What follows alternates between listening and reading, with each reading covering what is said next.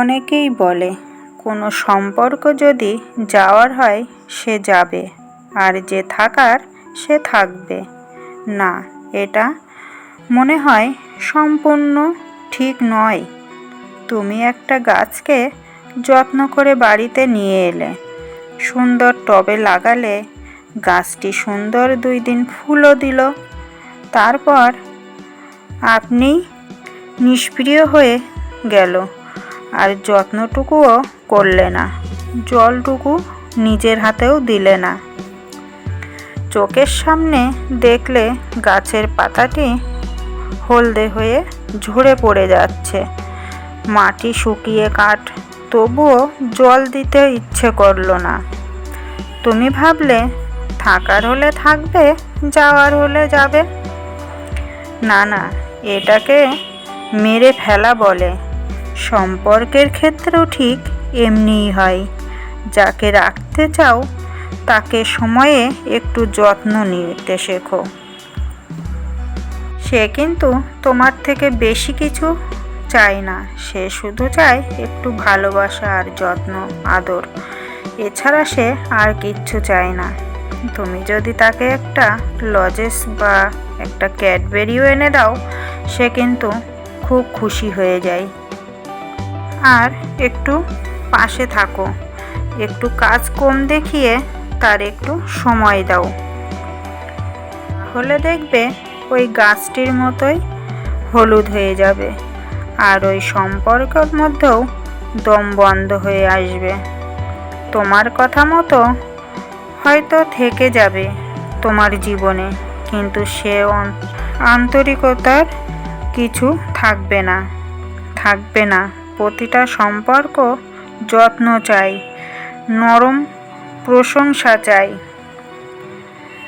একটু মনোযোগ চাই, একটু বেহিসাবি আদর চাই। এগুলোকে ন্যাকামি বলে ব্যঙ্গ করবে না।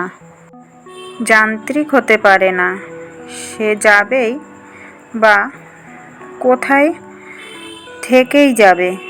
তাই ওই যে থাকার সে থাকবে ভেবে আত্মপ্রসাদ লাভ করবে না। ওই থাকাটা অনেক সময় থাকার বিরুদ্ধেও হয়। তাতে না থাকে প্রাণ, না থাকে মন, একতরফায় ভালোবাসতে অন্যদিকের মানুষটা কিন্তু পরিশ্রান্ত। দুতরফে আগ্রহ হয় একটা সম্পর্কে সতেজ রাখতে। মনে রাখবে, অপেক্ষারও ক্লান্তি আসে। একতরফাতেও ধৈর্য যদি হয় এতদিনের দীর্ঘ প্রতীক্ষা।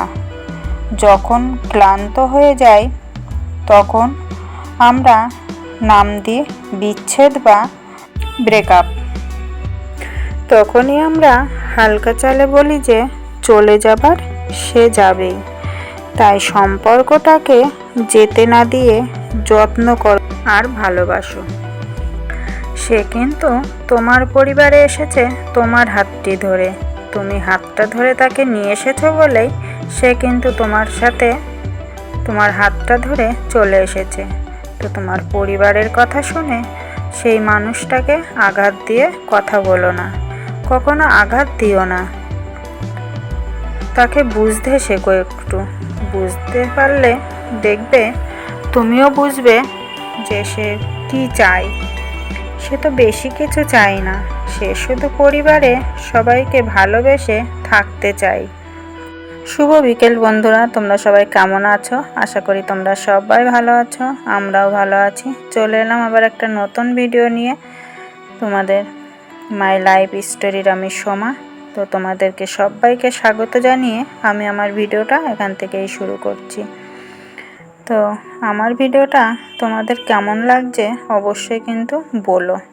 তো আমার এই আজকের ভিডিওটা কেমন হয়েছে অবশ্যই কমেন্ট করো। ভালো লাগলে লাইক, কমেন্ট, শেয়ার করো। তো দেখো, বিকালে আজকে বাগানটা পরিষ্কার করলাম আবার। তো তো ওই যে ভাঙা ইট আছে তারের ওপর এত লতা হয়ে গেছে, লতাগুলো আগের দিন কিছু টেনেছিলাম কিন্তু আগের দিন সেভাবে টানতে পারিনি, আর এত গরম পড়েছিল সেদিনকে বেশিক্ষণ কাজও করতে পারিনি। আজকেও তাই, দেখো গরমে ঘেমে কিন্তু আমি কীরকম অস্থির অস্থির লাগছে আমার। তো খানিকটা করে চলে আসলাম শাক তুলতে। তো ভাবলাম যে শাকটা আগে তুলে নিই, তারপরে যদি ভালো লাগে তাহলে আবার করব। এত গরমে না বেশি কাজ করতেও পারছি না, মানে ঘরের কাজ করতে করতেই হাঁপসে যাচ্ছি, আর বাইরের এদিকে আর কোনো কিছুই করে উঠতে পারছি না। গরমে অসুস্থই হয়ে যাচ্ছি, আর এত পরিমাণে গ্যাসের প্রবলেম হচ্ছে। আর তলপেটটা আগের দিন বলছিলাম যে যন্ত্রণা হচ্ছিল, তো এখনও কিন্তু টিস টিস করে মাঝে মাঝেই ঝিলিক পেরে পেরে ওঠে। তো জানি না কিসের থেকে হচ্ছে, এটা গরমের থেকেই হচ্ছে না কিসের থেকে হচ্ছে বুঝতে পারছি না। তো গরমে বেশি কাজও করতে পারছি না, এই জন্য মানে বাড়তি কাজ সেইভাবে আর কিছুই করে উঠতে পারছি না। তো আজকে মাচাটা ভাবছি যে পরিষ্কারই করে নেব। তো লাউ তো একটা হয়েছেই, তো ওই লাউটা রেখে আর বাদ বাকি সব পরিষ্কার করে নেব, নয়তো হবে না। আবার গাছ লাগাতে হবে, তো মাচাটাও তো ঠিকঠাক করতে হবে। তো ভাবছি নিচটাই আজকে আর নোংরাগুলো না ফেলতে পারবো না, নোংরাগুলো ফেলারও জায়গা নেই, মানে এই গাছের লতা পাতাগুলো ভাবছি একটু শুকিয়ে গেলে পুড়িয়ে দেবো।